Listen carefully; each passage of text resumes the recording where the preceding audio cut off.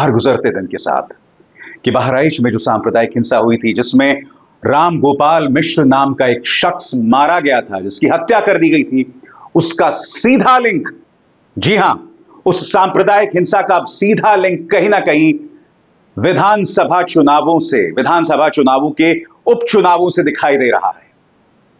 आज अखिलेश यादव ने बाकायदा राहुल गांधी के साथ इस तस्वीर के साथ ऐलान किया। उन्होंने क्या कहा आपके स्क्रीन पर हमने। दोस्तों, मोदी का इस्तीफा पूरी तरह से तैयार हो चुका है। जिस तरह से बहराइच के अंदर दंगा भड़काया गया, उसकी सच्चाई सामने निकल कर आ चुकी है कि चुनाव जीतने के लिए बहराइच के अंदर दंगा कराया गया था। और ये दंगा किसी और ने नहीं कराया, बल्कि दावा किया जा रहा है बीजेपी पार्टी ने यह दंगा कराया है।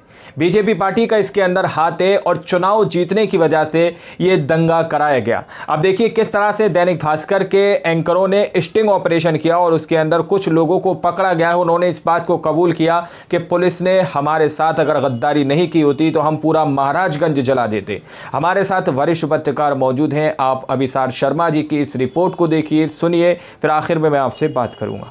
उत्तर प्रदेश की 9 विधानसभा सीटों के लिए जो उपचुनाव होने जा रहे हैं, उसको लेकर अखिलेश यादव ने घोषणा कर दी है। यही नहीं, भारतीय जनता पार्टी ने भी 7 सीटों में अपने उम्मीदवारों की घोषणा कर दी है। दिलचस्प बात यह है कि वो अपने एक सहयोगी दल संजय निषाद को कहीं ना कहीं नाराज कर रहे हैं अपनी इस घोषणा के साथ। मगर ये बात स्पष्ट होती जा रही है दोस्तों, हर गुजरते दिन के साथ, कि बहराइच में जो सांप्रदायिक हिंसा हुई थी, जिसमें राम गोपाल मिश्र नाम का एक शख्स मारा गया था, जिसकी हत्या कर दी गई थी, उसका सीधा लिंक, जी हां, उस सांप्रदायिक हिंसा का सीधा लिंक कहीं ना कहीं विधानसभा चुनावों से, विधानसभा चुनावों के उपचुनावों से दिखाई दे रहा है। उपचुनाव से है। आज अखिलेश यादव ने बाकायदा राहुल गांधी के साथ इस तस्वीर के साथ ऐलान किया। उन्होंने क्या कहा आपके स्क्रीन पर, हमने ठाना है संविधान, आरक्षण, सौहार्द बचाना है, बापू साहेब लोहिया के सपनों का देश बनाना है। दूसरी तरफ खबर क्या आती है दोस्तों? 2 खबरें आती हैं। पहला, याद कीजिएगा दोस्तों, दैनिक भास्कर के स्टिंग ऑपरेशन में 2 उपद्रवी दिखाई देते हैं और वो उपद्रवी क्या कह रहे होते हैं कि हमें पुलिस ने सिर्फ 2 घंटे की छूट दी थी, वरना हम पूरे महाराजगंज को जला देते। पुलिस ने आखिरकार उनको गिरफ्तार कर लिया है। दूसरी तरफ एक टूल किट सामने उभर कर आया है कि किस तरह से गोदी मीडिया माहौल को भड़काने की कोशिश कर रही थी। यानी कि एक बात स्पष्ट हो जाती है, राम गोपाल मिश्र की हत्या के बाद जो सांप्रदायिक माहौल बिगड़ा था, उसे बिगाड़ने में कम से कम इन 2 आरोपियों के मुताबिक पुलिस का हाथ था। तो यह सवाल भी तो किया जाना चाहिए ना कि जब मुस्लिम बाहुल इलाके से यात्रा निकल रही थी तो वहां पुलिस तैनात क्यों नहीं थी? दोनों समुदायों से बातचीत क्यों नहीं हुई थी? अगर पुलिस ये सब करती तो स्वाभाविक सी बात है, राम गोपाल मिश्र की जान बचाई जा सकती थी।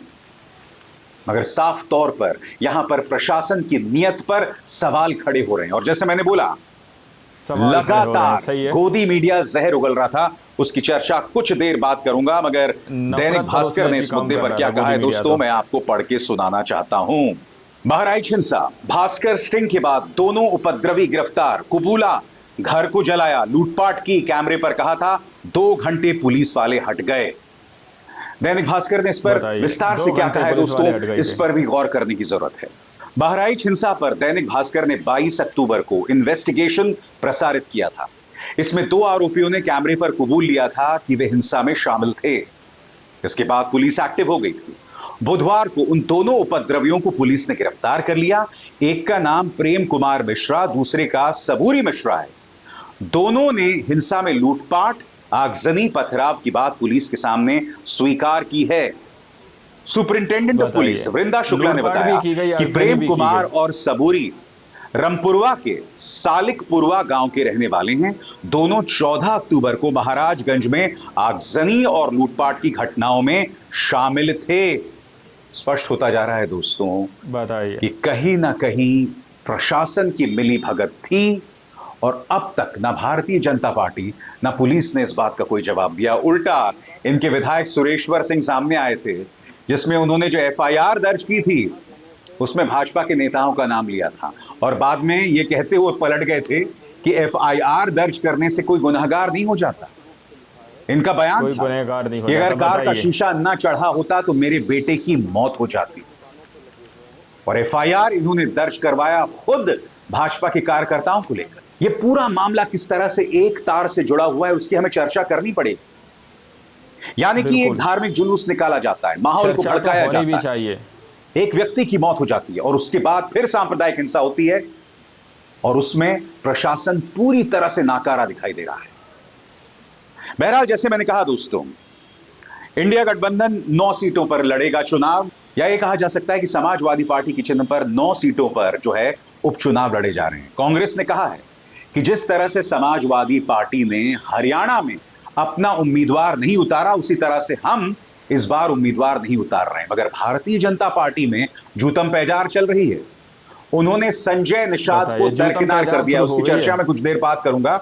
मगर मैं आपको बतलाना चाहता हूं कि अखिलेश यादव ने इस घोषणा में कहा क्या, इसके एक एक शब्द पर गौर करना पड़ेगा दोस्तों। बात सीट की नहीं, जीत की है। इस रणनीति के तहत इंडिया गठबंधन के संयुक्त प्रत्याशी सभी 9 सीटों पर समाजवादी पार्टी के चुनाव चिन्ह साइकिल के निशान पर चुनाव लड़ेंगे। कांग्रेस और समाजवादी पार्टी एक बड़ी जीत के लिए एकजुट होकर कंधे से कंधा मिलाकर साथ खड़ी है। इंडिया गठबंधन इस उपचुनाव में जीत का एक नया अध्याय लिखने जा रही है। कांग्रेस पार्टी के शीर्ष नेतृत्व से लेकर बूथ स्तर तक के कार्यकर्ताओं के साथ आने से समाजवादी पार्टी की शक्ति कई गुना बढ़ गई है। इस अभूतपूर्व सहयोग और समर्थन से सभी 9 विधानसभा सीटों पर इंडिया गठबंधन का एक एक कार्यकर्ता जीत का संकल्प लेकर नई ऊर्जा से भर गया है। यह देश का संविधान, सौहार्द और पिछड़ा दलित अल्पसंख्यक का मान सम्मान बचाने का चुनाव है। इसीलिए हमारी सबसे अपील है, एक भी वोट ना घटने पाए, एक भी वोट न बंटने पाए। देश हित में इंडिया गठबंधन की सद्भाव भरी ये एकता और एकजुटता आज भी नया इतिहास लिखेगी और कल भी। दूसरी तरफ दोस्तों, भारतीय जनता पार्टी ने 7 सीटों में अपने उम्मीदवार की घोषणा कर दी है। बची 2 सीटों में 1 सीटें आरएलडी को जा सकती हैं। वो कौन सी 7 सीटें हैं और किस तरह से संजय निषाद को दरकिनार किया गया है, उस पर गौर करने की जरूरत है। वो 7 सीटें हैं कुंदरकी, गाजियाबाद, खैर, करहल, फूलपुर, कटेहरी और मझवा सीट। दोस्तों आपको 2 सीटों पर गौर करना पड़ेगा, कटेहरी और मझवा।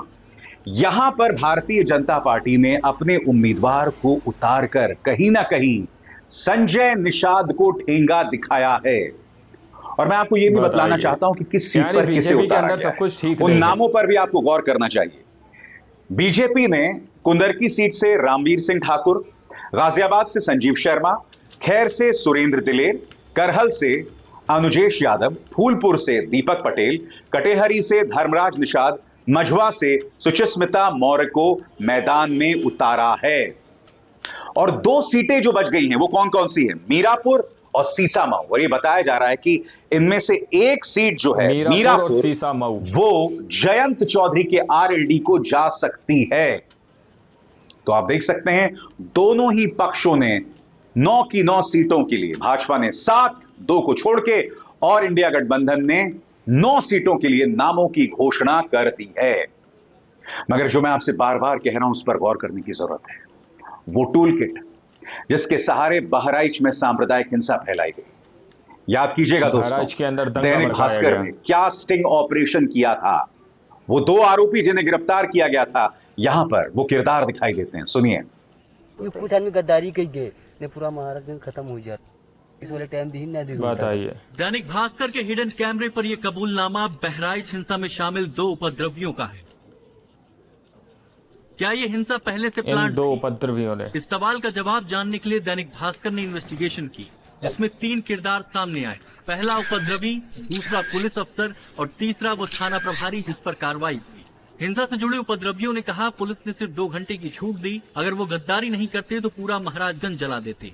लोग जनता पूरा महाराजगंज जला देते। बताइए, ये सब कुछ चल रहा है देश के अंदर। क्या समझो, ये एजेंसी जल गई, गाड़ियां जल गई। तो जी हाँ, और इसी दौरान गोदी मीडिया किस तरह का जहर उगल रहा था दोस्तों, इस पर भी गौर करने की जरूरत है, खासतौर से जी न्यूज। सबसे पहले दोस्तों आपके सामने एबीपी न्यूज, उसका एक एक नाखून उन्होंने उखाड़ दिया। बहराइच हिंसा की भयावह कहानी, आप जानते हैं दोस्तों, पुलिस भोपाल ने में स्पष्ट कर दिया था कि ना नाखून उखाड़ा गया था, ना करंट लगाया गया था, मगर ये न्यूज चैनल्स लगातार झूठ बोल रहे थे। एबीपी न्यूज के बाद जी न्यूज, जिसने सारे रिकॉर्ड तोड़ दिए। आखिरी सांस तक हिंसा पर योगी का तगड़ा ऐलान, सुनते ही कांप उठे मुसलमान। तेवर देखिए, लहजा देखिए, फिर ये देखिए जी न्यूज। एक और मिसाल, बहराइच के बाद मुजफ्फरनगर, यूपी में हालात बेकाबू, हिंदुओं पर टूट पड़े हजारों मुसलमान, उतरी फोर्स। दुर्गा मूर्ति विसर्जन में यूपी में बवाल, गुस्से में योगी, अधिकारियों को खुली छूट। बहराइच हिंसा में सबसे बड़ा खुलासा, फंस गए कई नेता, अब चलेगा योगी का हंटर। और इसमें आप देखिए अखिलेश यादव की तस्वीर है। अखिलेश यादव ने यही तो कहा था चलेगा कि योगी इस का हिंसा में साफ तौर पर भारतीय जनता पार्टी का हाथ, बीजेपी का हाथ है। जो कुछ हुआ है, मैं अपने पत्रकार साथियों का धन्यवाद देना चाहता हूं, और खासकर उन यूट्यूबर्स को, उन तमाम सोशल मीडिया के लोगों को जिन्होंने निष्पक्ष होकर के सच्चाई सामने लाने का काम किया। और सच्चाई ये है दैनिक भास्कर ने जिस तरह से स्टिंग ऑपरेशन किया, दंगा कराया, क्योंकि उनको पता है कि चुनाव जीतने के लिए, देखिए किसी भी सवाल का जवाब जनता में नहीं दे सकते हैं, इसीलिए राजनीतिक लाभ लेने के लिए जानबूझ करके भारतीय जनता पार्टी ने दंगा कराया है। और जीरो टॉलरेंस की अगर बात थी तो आखिरकार पर्याप्त पुलिस क्यों नहीं थी, पर्याप्त प्रशासन का इंतजाम क्यों नहीं था, और जो जानकारी में था प्रशासन को, उसके बावजूद भी नहीं किया कुछ भी। मुझे उम्मीद है कि न्यायालय से न्याय मिलेगा। आप मुझे बताइए ना, आप एक संवेदनशील इलाके से धार्मिक जुलूस निकालते हैं और वहां पर पुलिस तैनात ही नहीं होती है।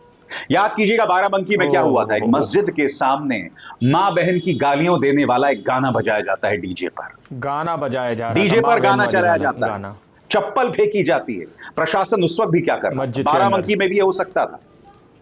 सबसे बड़ी बात मैं समझना चाहता हूं दोस्तों, चंद सालों पहले तक ऐसी धार्मिक यात्राओं में डीजे नहीं बजते थे।